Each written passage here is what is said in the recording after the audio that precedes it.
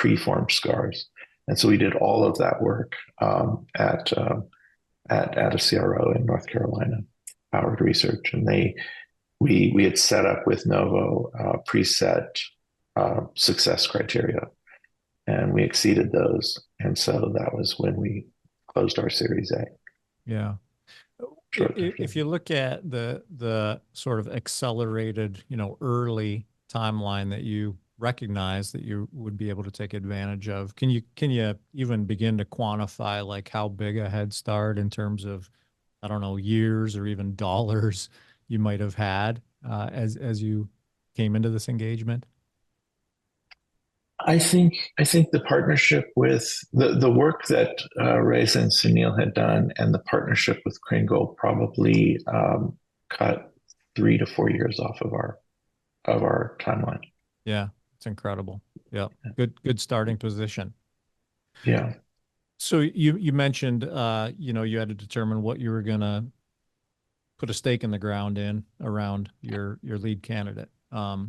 And you've got a molecule that is showing a whole lot of positive data in any number of indications, trauma, other diseases that cause scarring. And how do you decide? Like, it's a advantageous position to be in, right? Like, boy, we could probably affect quite a few conditions with this molecule. What goes into that decision-making process?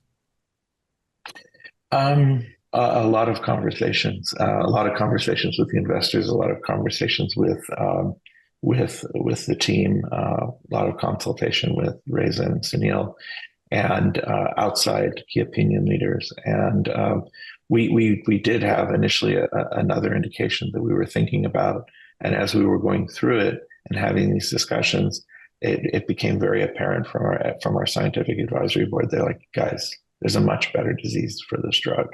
And that was when neurotrophic keratitis sort of came into it. So it marries, you have an active wound, so we have the ability to accelerate wound healing.